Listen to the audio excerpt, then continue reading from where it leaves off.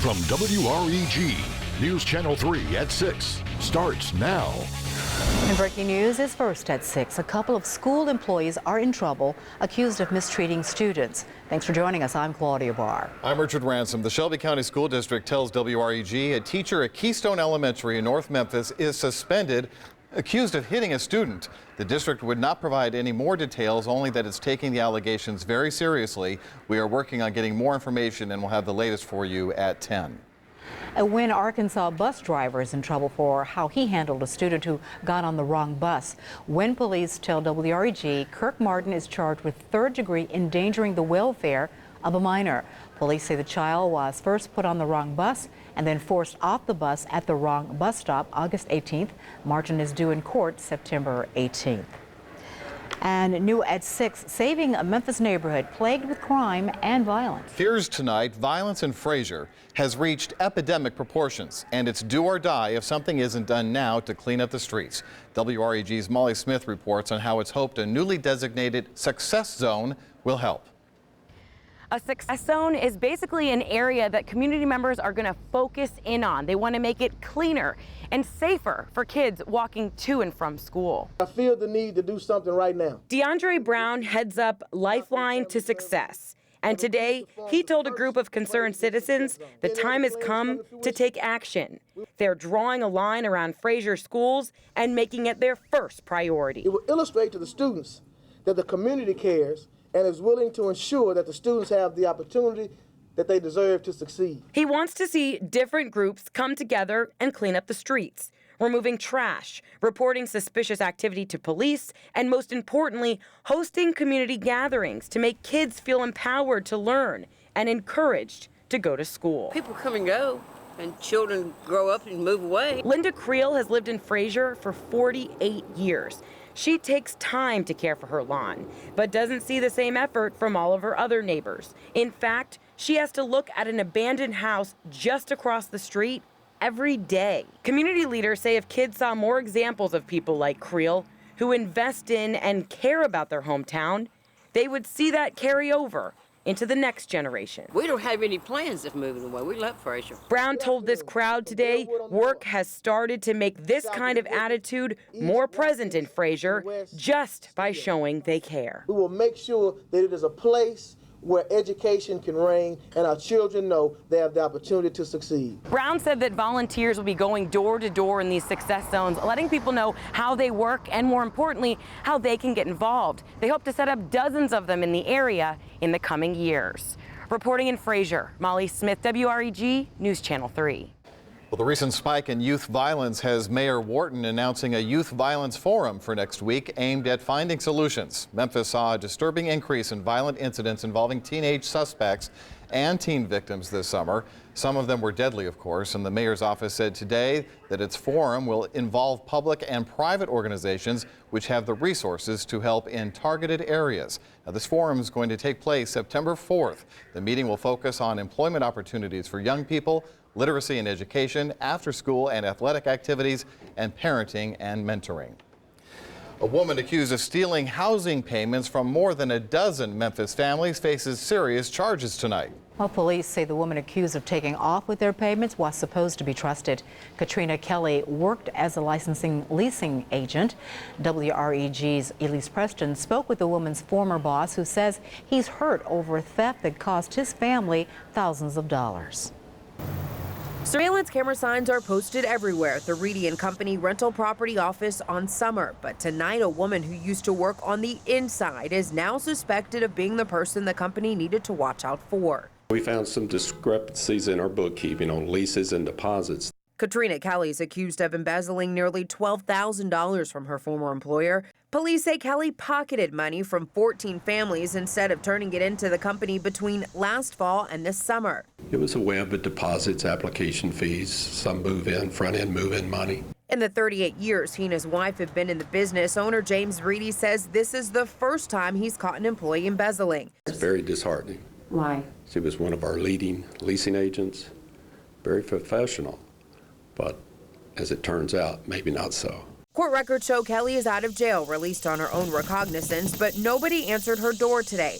Tonight, those 14 families who are also victims of this rental ripoff are in the homes they thought they were paying for all along. She was a member of the family. Reedy says that family is moving forward. Violated. Our company's built with trust and integrity. Put a lot of focus on that, and it hurts. In Berkeley, Elise Preston, WREG News Channel 3. Now, Kelly faces 2 counts of theft of property. She heads to court next month. According to police, this auto theft suspect not only wanted some wheels, he was hungry too. Cowan Hill faced a judge today for stealing a Frito-Lay truck earlier this month. MPD says Hill left the truck in the 3200 block of Forest Glen after a short pursuit. A police canine tracked his scent to a nearby house, and Hill was arrested.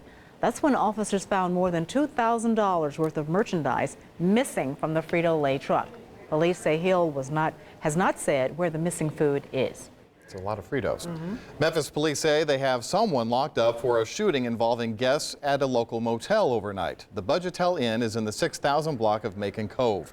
Police say a fight broke out in the parking lot between a man and woman as well as a group of suspects, all of whom appeared to be staying at the motel. According to officers, one of the suspects pulled out a gun and started shooting, and that put a male victim in critical condition. Police say 29-year-old Keith Penix was the gunman. Officers found him inside one of the motel rooms. A new county commission is days away from taking power here in Shelby County. About an hour and a half ago, county commissioners were sworn in at the Cannon Center for Performing Arts, including 6 who are newly elected. They will officially take office September 1st. After another swearing-in ceremony tomorrow with other county elected officials, including County Mayor Mark Luttrell. County officials are holding oath of office ceremonies early because of the holiday weekend. The new full commission will hold its first meeting September 8th. Well, plans are in the works to reopen Crittenden Regional Hospital in West Memphis once it shuts down next week. But County Judge Woody Wheelis says today, so far, no one has shown any interest in taking it over. Crittenden announced Monday it is shutting down because of financial problems. They have stopped admitting patients and shut down the emergency room last night. Wheelis says ambulances are having to take patients to Memphis, tying up ambulances for as long as 4 hours. Closure appears to be looming for the Memphis campus of the Anthem Career College. Anthem confirmed today the Memphis campus is one of 14 it's trying to sell as part of a bankruptcy. And if the sale is not approved by tomorrow, the Memphis campus is one of 9 nationwide that will close. If that happens, Anthem hopes to work with other schools to transfer those students, but students are worried. One woman told us she had taken out more than $65,000 in loans to finance her education there. All students can do now is wait for an email from the dean regarding the school's fate. Lots of unhappy students at Rosa Fort High School in Tunica. Hundreds of them walked out of class today angry over the firing of their principal, Derek Dace. That happened yesterday. Students decided to march from the school to the district office and express their disapproval to the superintendent. We love our principal. He does everything he can for us, and we'll do anything we can for him. Superintendent Stephen Chandler, who you see there, says his decision to fire Dace was based on the school's poor performance, now in year 3 of being labeled a priority school, meaning it has a graduation rate of less than 60%. Students say the principal was making things better, but the superintendent says his decision stands. A new grocery store is about to move into the area. Right now, city leaders in Lakeland aren't naming the store, but the Memphis Business Journal is reporting the upscale chain known as Sprouts Farmers Market has leased a former Kroger on Highway 64, with a second location likely planned as well at an old Schnucks location in Germantown. WREG's Siobhan Riley shows us what it means for you and the local economy. This store is empty right now, but that won't be the case in the spring. And the city manager says when the doors open to customers, people will feel the economic impact. The new grocery store is going to be the first of its kind in the state. Linda Rao, who lives here, drives by the building almost every day. She says she's tired of driving by a building with nothing in it. Oh, sure. I don't like to see empty stores. No, because this will be jobs for people. And when you see stores empty like this, that means nobody's working in there. City leaders in Lakeland are trying to bring as many businesses to the area as possible. Although they can't name the store just yet, they expect it to bring in about the same amount of tax dollars that the old Kroger did when it was in this building.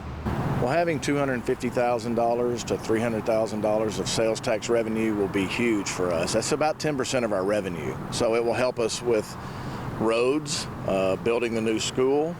So it would be a great boost for our economy out here. For so long, Jim Reinhardt traveled other places to do his shopping. I just hate for my tax money not to go to the city of Lakeland where I live. This building was home to Kroger before it closed 3 years ago. Although the new Kroger is across the street, people who live here say having more places to do their shopping gives them hope for their town. In Lakeland, Siobhan Riley, WREG News Channel 3. Well, FedEx is ready to begin a multi-million-dollar expansion at one of its Memphis ground hubs. A building permit was issued this week for the $3 million project in the 500 block of Compras in South Memphis. The project includes about 12,000 square feet of new space. FedEx is expanding its ground shipping service nationwide. What city do you think of when you hear the words American City? According to a new study, Nashville is the nation's most American. Nashville ranked #1 in Wallet Hub's analysis of more than 300 U.S. cities, trying to identify which most accurately reflect U.S. demographics.